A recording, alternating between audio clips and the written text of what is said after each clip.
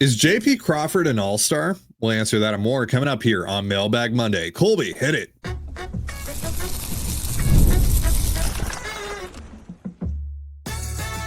You are Locked On Mariners, your daily Seattle Mariners podcast. Part of the Locked On Podcast Network, your team every day. Ahoy, sailors. It is Monday, June 16th, 2025. This is Tidy Gonzalez and Colby Patnode for the Locked On Mariners podcast, part of the Locked On Podcast Network, your team every day. As always, if you want to hear from me and Colby even more and help support the show, you can check out our Patreon. All you have to do to check that out is click the link in the description of this episode. Let's open up the mailbag like we do here every Monday and answer some of your Mariners questions. Jim wants to know, what would a comparable package have been had the Mariners made the move for Rafael Devers? Also, do you guys think this means that Matt Chapman will be available at the deadline? No. We got far too many questions about Matt Chapman following the Giants trade for Rafael Devers. First and foremost, Rafael Devers isn't a third baseman. That's what ultimately led to him getting traded from Boston in the first place. That's what led to his very public feud with the Red Sox organization, because they said, we don't want you playing third base anymore. They went out, they signed Alex Bregman. They wanted him to be a DH and a first baseman. And obviously that ultimately came to a head with yesterday's trade. The Giants, I can assure you, did not acquire Rafael Devers yesterday to play him at third base, especially when they have arguably the best defensive third baseman in the game and Matt Chapman on their roster right now. They are not going to turn around and trade Matt Chapman because Rafael Devers is there. Devers is going to be a first baseman or a DH as a San Francisco Giant. So no, Matt Chapman, not available whatsoever. Secondly, I don't even think that it's worth talking about what a comparable trade package would have looked like from the Mariners for Devers, because we know that, look, the report yesterday is that the Giants and the Red Sox kind of worked on this in the shadows. The Red Sox didn't necessarily shop Devers. They didn't necessarily make it apparent to all 29 other teams that, hey, we're making Rafael Devers available. We are willing to trade him. But even if they did do that, the Mariners wouldn't have been involved here, because the Mariners are not in the business of acquiring $300 million players like Rafael Devers, which is something that we should absolutely hold the organization accountable for. And we should be upset about that. Right? I'm not saying that anyone who feels that way is that their feelings are invalid for being upset that the Mariners are not willing to be in on high money players like Rafael Devers. But also for that fact as well, there isn't really a comparable package to be made here, because the Mariners wouldn't have taken on all that money. So now we're talking about a very different looking trade with the Red Sox taking on money. How much money would the Red Sox be willing to take on? All that stuff. That's just too much of a headache here to kind of figure out. So there is no comparable trade really to be made here. I guess, like, if you just want us to like show you the equivalent of player that the Mariners trade, or that the Mariners have to the players the Giants traded, I guess we could do that. But it's probably something like Emerson Hancock is the Harrison piece, although Harrison's probably still carries more value than Hancock, but what they've done at the big league level is pretty comparable. Then Tibbs is probably Harry Ford in terms of value, like maybe Michael Arroyo in terms of value, somewhere in that general range. Hicks, I mean, I guess that would just be Garver. Yeah. Because Hicks is really just there to exchange some money for this year. Mm-hmm. And then Abayo, the last guy, is probably Jeter Martinez, like that type of arm. Yeah. It's probably something like Ford, Hancock, Jeter Martinez, and Garver. And in a vacuum, should they do that deal for somebody like Devers? Yeah, absolutely they should. But they're never going to, not with the contract. We know this already. We can't act surprised that they would go down that route and choose not to engage, even though they really weren't even given the opportunity to do so. So, it's one of those things where it's like, could the Mariners have beat that package? Yes, easily. I mean, yes. Basically, any trade package that's going to be, put out there over the next month and a half. Could the Mariners beat that trade? Yeah, probably if they wanted to. Sure. So that's just where the farm system's at. And so, yes, that's the equivalent. Were the Mariners ever going to do it, even if they were given the opportunity to do it? No, of course not. No. And we all know that. Riley wants to know, what's the roster construction going to look like when Luke Raley is going to come back? Canzone down. He's looked good in the short stint back up. Would you keep Canzone in the mix and play Luke Raley at first base over Rowdy Tellez? Yeah, a couple ways you can go with this. I don't think Luke is probably back this week. Seems more like a next week thing. Yeah, I think he'll join him sometime on the road trip. Maybe this weekend if everything goes really well. So you have some time here to work this out. But yeah, I mean, like Rowdy, we know who he is, right? Like Rowdy Tellez, you're hoping he hits a home run. Otherwise, he's pretty much a worthless player. So now when he hits home runs, it's great. But, when he doesn't, like I said, he's bad. And when Luke Raley's not hitting home runs, he at least brings some athleticism, some versatility, some speed. So, yeah, you could do that. You could just send down You just could send Canzone back down. Like, that's certainly an option. Yeah. Because Luke Raley and Dominic Canzone kind of fill the same role. You don't really want him hitting against lefties, and they're both. I mean, Raley's better than Canzone, but Canzone has done some nice things since being called up. Yeah. So, yeah, you're kind of in a weird spot. And then obviously Polo can play the field a little bit more. He played second yesterday, so DH might be open for more at bats. But then how do you get Cole Young in the lineup? Like, it is an interesting question. There are a lot of different ways you can go. My hunch would be is that for now, they would just send down Canzone. But they have a couple more days, and if Canzone looks like he's made an adjustment, and it looks like he's, and again, he has been good since the Mariners call. He's helped, certainly. Yeah. If that is the case, then I think you go with Rowdy, and then you just kind of replace Rowdy with Raley, and then Solano is still the platoon partner there, and you just go that way. Like, there's no question Rowdy has certainly hit some big homers for you, and you've, I think, it's extracted as much value as you can reasonably expect to extract from Rowdy Tellez at this stage. And so, yeah, you can move on, but you could also, if you really think Rowdy is that important, you can send down Canzone. So yeah, my hunch is that they'll send down Canzone, but it's probably like 60-40 that Canzone's the move. And I think the other 40% is they just might DFA Rowdy Tellez. Which might not be popular amongst fans, but he's not good. Guys. He's just not good. It also kind of comes down to, do they actually want to play Luke Raley at first base? Yeah. Mm-hmm. They've been hesitant to do so. Yeah, because that's exactly what I was going to say. Is like we've seen a lot of hesitancy on their part to do that with any sort of regularity. Mm-hmm. So maybe they only view Raley as an outfielder. And at that point, the only move that makes sense is to send down Canzone. I guess you can send down Mastroboni. They're not going to do that. No, Mastroboni can play the infield. They really do. And it's like, I mean, I guess I get it as a 26. I don't, why do you want a 26-man type of player on your 26-man roster? Like, you get 13 position players. Don't you want all 13 to be like starter quality? Isn't that the goal? So I don't know why they always, he's the perfect guy to be the 26-man on the roster. It's because you need a 26-man, like, you know what I mean? Like, somebody's going to be the 26-man on a roster, but like the Mariners like actively look for players who that's the only role they could ever be is the last guy on the bench. And they love those. Andrew Romine. Yeah. They love those guys. And Mastroboni is that. Sam Haggerty, et cetera. Yep. Yeah. Mm-hmm. So, I mean, I imagine almost by default it's Canzone, which is a bummer because, again, Canzone's had some big hits and the at-bats do look better. But he is funny as heck to watch run the bases.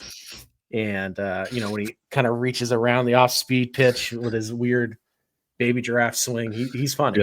I mean, it's like, can Dominic Canzone play first base? Like, is that something he can pick up pretty quick? Maybe we start seeing that if they send him back down. But because to me, Rowdy is the guy. Like, if it's just about what's the right thing to do, I think Rowdy DFA is the right move overall.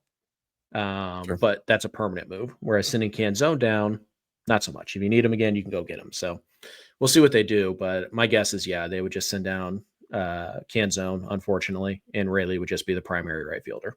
All right, we will answer more of your questions in just a moment, but first, a reminder, this episode of the Locked On Mariners podcast is brought to you by Open Phone. If you're running a business, you know that every missed call is money left on the table. Think about the last time you had a service emergency, like a burst pipe. If the first plumber didn't answer, did you wait? No, you called the next one. That's why having a reliable business line is so important. And that's why you need Open Phone. Open Phone is the #1 business phone system that helps you streamline and scale customer communication, all from an app on your phone or computer. Open Phone is offering Locked On Mariners listeners 20% off your first 6 months at openphone.com/lockedonmlb. That's openphone.com/LOCKEDONMLB. And if you have existing numbers with another service, Open Phone will port them over at no extra charge. Again, that is openphone.com/lockedonmlb. Open Phone. No missed calls, no missed customers. And you're listening to the Locked On Mariners podcast. For instant reactions following every Mariners game, be sure to tune in to the Mariners Postcast with Anderson Hurst and Christopher Crawford, available on both the Locked On Mariners YouTube and podcast feeds. Before we get back into your questions, let's take a look at our Feeding America fundraiser. We have now raised $4,826 for Feeding America. Cole came through with a $10 donation saying Julio Rodriguez is still a top 5 center fielder for his defensive ability alone. Finn and Val donated $100 saying love the show, awesome cause. And then Anonymous came through with a $50 donation. So thank you very much.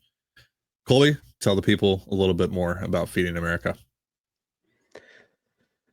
Sure. Feeding America is an organization that feeds America.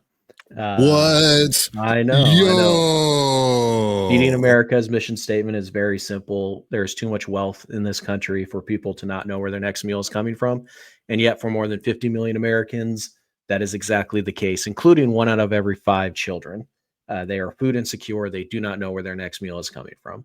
Feeding America works with a number of other wholesalers and retail stores and all that to buy food in bulk at an incredible discounted cost. So Feeding America is able to create a meal for 10 cents. So every dollar that is raised for Feeding America helps them make 10 meals for people who do not know where their next meal is going to come from. It is an incredible value. We're talking about trades and whatnot. That's a great value. That is amazing return on investment. So every dollar we raise with Feeding America, you are giving out 10 meals to people who desperately need them. So it's a great cause. We did this with them a couple years ago. We raised over $15,000. We're running this thing for about another month. We have until the AllStar break to see how high we can take our donations. You guys have already shattered our goal of $2,500. But let's keep going. No reason to stop. If you guys don't know by now, Ty and I will be donating at the end for every new subscriber that we get to the YouTube channel. We will donate 10 cents. So 1 meal gets donated every time we add a subscriber. And right now, I think we've added another 100 and some odd subscribers. So that's 100 plus meals that will be donated at the end of our giveaway just from clicking a button. So if you guys want to donate, the link will be down in the description down below. If you already have, please share the link with friends and family. Put it out there on your socials, and let's see how much money we can raise and how many meals we can create and how many people we can feed. Because again, it's really cool at $5,000 to think of it this way. You'll have fed 50,000 people, which is a great number. So thank you guys for those of you who have donated. If you haven't yet, please consider doing so. If you want to help out, but you can't afford to donate, subscribe to the channel, share the link with friends and families and coworkers, and share the episodes and all that. Share the link to the fundraiser and ask for donations and all that. It really is a lot of fun to track. And It's been a good start so far. Let's kind of in the mid game now. I'm sure a lot of people are tired of hearing it, but we got to dig deep here and set ourselves up for a strong end game, just like Doctor Strange. Boom. There you go. Boom. We've seen all the possible outcomes, and there is one reality where we raise $20,000, and Colby gets that big dumper tattoo on his rear end. First of all, I said $100,000 for the big dumper tattoo, but at 20,000, yeah, there's a possibility a tattoo might happen there. Sure. All right. Well, there you go. Link to the fundraiser is in the description of the episode, whether you're watching on YouTube or listening on your favorite podcast platform. Let's get back into your questions. Rayleigh fan wants to know, is Emerson Hancock the front runner for Unsung Hero / Pleasant Surprise of 2025? He's certainly up there. I mean, I think there's a few candidates, but I doubt any of them have a better case than Hancock. I don't think. Like Logan Evans certainly deserves some love in this category. Carlos Vargas definitely deserves some love in this category. He absolutely has been huge, and he's kind of replaced the Colin Snyder role that you had last year from Colin. And I know people hate him, but Bizzardo's pretty much been what you thought Trent Thornton was going to be, and he's been really good as of late. So he's definitely up there as well. And so yeah, and I think Hancock's probably number one. I'm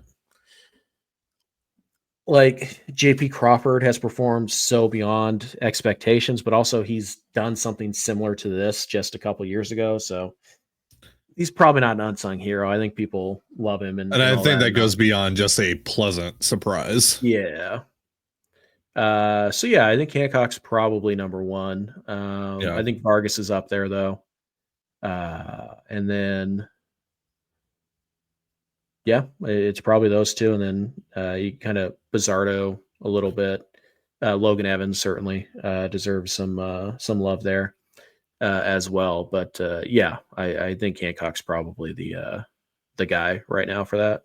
Also in a similar light, we should give some love to Luis Castillo, who a lot of people wanted to trade this winter. And a lot of people were, he's toast, he's cooked, like he's not good anymore. And yeah, you know what? He's had one or two bad starts, but over the last month and a half, he's been incredible outside of those two starts and done a lot of work for you. So unsung, underappreciated maybe. But yeah, because Hancock had literally no expectation of being anything this year, he's probably still is number one, but I do want to give some credit to Luis as well, who's kind of flown under the radar and is having a really nice year. Yeah, Castillo and Hancock have been so massive for what this rotation has had to go through this year and stabilizing things. Both of those guys deserve a ton of credit for keeping things afloat for the most part in the rotation. Scott wants to know, what are the chances JP Crawford makes the All-Star game? I'd say slim. Yeah, I'd say very slim, though I think he should. I think you can make a very strong argument for him to get in. Now, look, Jeremy Pena and Jacob Wilson, they're getting in. They're absolutely, they deserve. And they absolutely should. And they absolutely should. Yeah, not saying otherwise though. However, we've seen the All-Star rosters have a third shortstop at times. Last year they carried 4. Yeah, so I think if they have more than 2 shortstops on the roster, JP should be the third guy. I know a lot of people are going to make the argument for Bobby Witt Jr. and he probably, and if they do carry 3 shortstops, it probably will be Bobby Witt Jr. just because of the name alone. But look, let's not pretend that All-Star rosters are determined based on defensive prowess. Okay, Bobby Witt Jr. is significantly better than JP is defensively. He might very well be the best defensive shortstop in the game right now. But the All-Star game is really determined on how good you are offensively. That's just how it is. That's just how it works. Well, it's that, and also how much star power you have. Yeah, and just name alone, right? Yeah, but which is the big reason why JP doesn't have a shot, I don't think. Yeah, but JP, like compared to Bobby Witt Jr. right now, significantly higher batting average, significantly higher on base percentage. He's 31% better than Bobby Witt offensively by WRC plus. Lower K rate, higher walk rate, higher OPS, all that stuff. Really, the only offensive advantage that Bobby Witt Jr. has over JP Crawford right now is in the counting stats. So he has 2 more home runs, 9 more RBI, and obviously a bunch more steals. But I don't think that those slight advantages, and they really are slight, especially when we're talking about the RBI and the home runs, I don't think that's enough to outweigh what JP is doing right now offensively. JP is one of 7 qualified hitters right now in baseball who has a on base percentage over 400. I think that reason alone, he should be an AllStar. All right, we got a few more of your questions to answer in just a moment, but first, a reminder: this episode of the Locked On Mariners podcast is brought to you by Supply House. Get the supplies you need from the site made for the skilled trades, Supply House. Whether you're in plumbing, HVAC, or electrical work, Supply House is a reliable way to order products online. Their easy-to-use website is packed with helpful resources and the latest product info to help you get the job done right.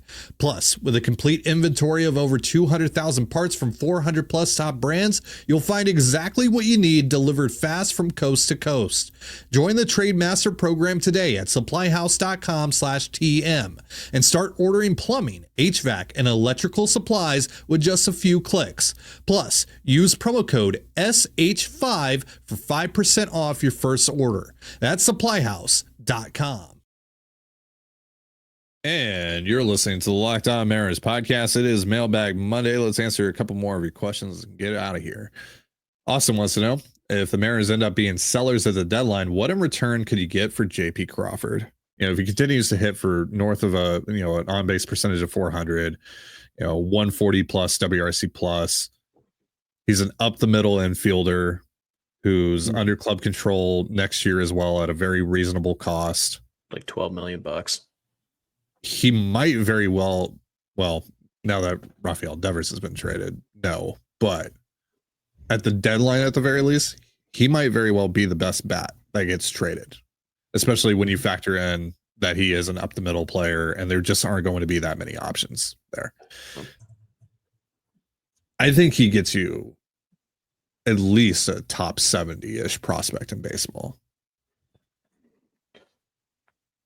I think you're looking at a Luis Castillo package type of return.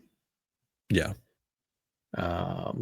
Which was about a top 50 guy, fringe top 100 guy, and a couple of like one really good kind of lottery ticket, and then just kind of a flyer on somebody. Yeah.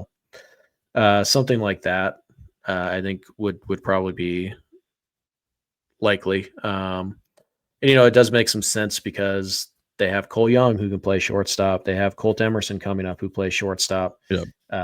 If they draft Avar Arquette in July, then he could be the shortstop as soon as sometime next year, in theory. So they actually have some. I mean, it's not real depth because it's not major league quality quite yet, but they have some guys that they think are going to be future shortstops. So it could make sense, especially if they're not playing for anything in 2025 to trade JP.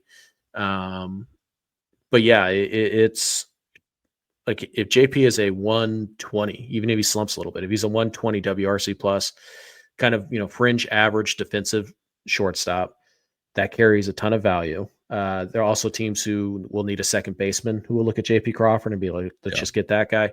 Heck, there might even be some teams at third base who are like, just for a month or two, let's try that. So JP Crawford would have a big market, especially hitting the way he is. And again, this isn't a breakout year for him per se. It's 2 of the last 3 years, or 1.5 of the last 2 years now. JP has been one of the best offensive shortstops in all of baseball. So I think it's, and you get him for a year, you get him for two playoff races. So I think the Luis Castillo thing is pretty close. Now there might be even more of a premium though, because he's a bat. Yep. And not an arm, because there's fewer sellers than there were even in 2022 and inflation and all that stuff. It's probably a little bit more than the Castillo deal, but I think that's about the baseline you're looking for if you were to trade JP. But I don't think the Mariners are going to be in a position at the deadline where they're going to be aggressively shopping JP Crawford. Not that they are definitely going to be in it. It's just that we have him for another year. Cole Young, not quite ready to take that job. Colt Emerson, not ready to take that job. And I think no matter what, the Mariners are going to look at 2026 and be like, we're going to try and win that year too. So anybody who could help them in 2026, they're probably going to be less inclined to trade. So I still think it's unlikely, regardless of where they are in the standings. But if they did, Luis Castillo type of return is the baseline that you're starting with, and you're going from there. Chad wants to know the possibility of getting one solid player in a return for a Munoz deal was mentioned during last week's episode with Oliver Bochter. Recently, it seems that high-end relievers have generated great returns, but with multiple pieces. What could a return with 1 to 2 players look like? Let's say the Arizona Diamondbacks and the Philadelphia Phillies come calling you. I'm asking for Jordan Lawler from the Diamondbacks. I'm asking for Andrew Painter from the Phillies. And I am absolutely valid for doing that as well. They might say Arizona's, no, but that's exactly what I'm asking for. And they're also valid in saying like, no, that's too expensive for any reliever. Fair. Yeah. Enjoy Dylan Lee, So it's just one of those things where it's like, you don't have to trade Munoz. So the teams who want to acquire him have no leverage against you, really none. So you should ask for Lawler. You should ask for, Bryce Eldridge. As the guy I talked about, you should ask for, a team rushing. Yeah, you should ask for like an elite prospect or a package of like 2 or 3 like top 100 guys and probably a big leaguer. You probably want to get a big leaguer in this deal too. So that's why I think ultimately Munoz, even if they should trade him, and I'm always in favor of trading a reliever if you're selling. I don't care how good or there's just not that much value in having an elite closer if you're going to be bad. So I'm always in favor of doing it, but you still have to get the right price. And because Munoz has 3 years left, it's going to be hard, I think, to find anybody who's going to meet the price where it makes sense for Seattle to trade him. So I don't think it's likely, but if it does happen, again, I think it's a couple top 100 prospects and a major league player that need to even get me interested. Or it's an elite MLB ready prospect like Jordan Lawler. Yeah.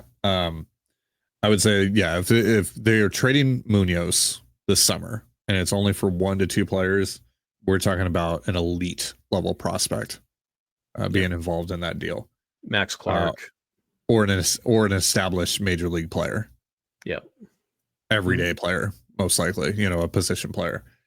Agreed. But I think teams are just going to pivot away from that. And just go trade for a worse reliever just because the price is just so astronomical on Munoz. As it should be. It has to be astronomical. Right. The Mariners aren't insane for having that high asking price, and teams aren't insane for saying like, no, I'm not going to pay that. Like it's just timing is not great. And put the shoe on the other foot. If the Mariners had a chance to get, 4 years of an elite reliever, 3.5 years of an elite reliever, but it was going to cost you Colt Emerson and Laz Montes and Matt Brash, like something like that. No, I'll just go get Aaron Bummer. I'll just go get Lucas Ursay. Like no. I'd rather give up just Michael Arroyo and go get a 1.5 years of a pretty good reliever instead of 4 years of a great reliever. It's going to cost me all that. So it's a tough trade to pin down. Last question of the day comes from Jack. Do the Mariners send Cole Young down with the recent emergence of Jorge Polanco? I assume they want him to get regular at bats, but Polo seems like whatever was bothering him has stopped. Do they DH Polo most days and have Young play in the field? What about Garver? No, you keep playing Cole Young for now. Plus, it kind of seems like maybe he's found his groove here. He has eight hits in his last 6 games. So, so you definitely games. You don't want to pull the plug on him just yet. So, you got the off day yesterday. I assume he'll be in the lineup tonight. You need to at least see for another week or 2 if he can continue what he's been doing over his last few games. And at that point, if it's not working out, he slumps again, then okay, you make the move there, and maybe Polo starts playing second base more. The other thing though is like we've seen Polo recover from what he's been dealing with before, and then he's immediately gone back to only being able to DH, only being able to hit from the left side. So could that happen again? Maybe. I hope not, but maybe. So it's not this sure thing that, oh, Polo's healthy now and he's just going to be able to do all the things that you want him to do. That might not be the case. So I'd be very patient on Cole Young. I'd be very patient on Jorge Polanco and not push him into, playing in the field with any sort of regularity yet. Just take your time with them, take your time with Cole, and see where you're at in the next, couple of weeks. Yeah, I mean, like I assume Cole Young probably not going to get the start against Garrett Crochet. Yeah. Probably going to get that day off, and then we'll see if Polo's in the field or if he's DHing or Dylan Moore plays second that day, blah, blah, blah. But no, I think the way your roster set up right now, you could still use Polo as your primary DH, especially if he's hitting right-handed and left-handed. That was always kind of the big problem is that, like, look, you can't have a platoon DH. Like, that's terrible. Who can't do anything else and also wasn't hitting at all from his platoon side. But now that he's starting to hit again and he's swinging it from the right side as well, you can totally have him DH 4 times a week and play second base once or twice a week and give him a day off. And you could do all that and Cole Young can still play five times a week. So no, I don't think that you need to make that move quite yet. And again, Young looks like he's starting to settle in. I don't think this is the time to do it. And there's nobody else. Like Polo's not taking DH at bats away from anybody right now. Nobody else has earned them.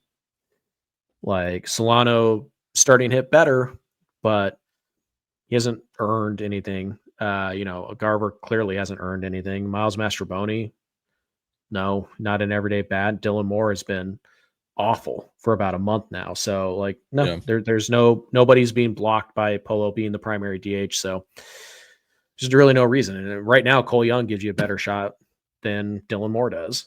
He gives you a better shot than Miles Mastrobuoni, although Mastrobuoni's been pretty good recently, but there's no future for Mastrobuoni in Seattle. There's a big future for Cole Young in Seattle. So you're going to give him that opportunity. So no, I don't think you need to make a move quite yet. Could you get to a point? Sure. Yeah. Could that come in the next couple of weeks? Sure. Yeah. Sure. But right now, no, I don't think there's any reason to make a move on that particular front. That's going to do it for our show. Thank you so much for joining us here on the Locked On Mariners podcast. For Colby Patnode, I'm Titan Gonzalez. Be sure to give us a follow on Twitter at LO_Mariners. You can follow me at Titan Gonzalez and Colby at CPAT11. That's CPAT11. We're also on Blue Sky. You can follow me at TDG, Colby at MLB Colby, and the show at Locked On Mariners. You can also find us on TikTok and Instagram at Locked On Mariners. Have yourself a beautiful baseball day, and we'll see you next time. Peace.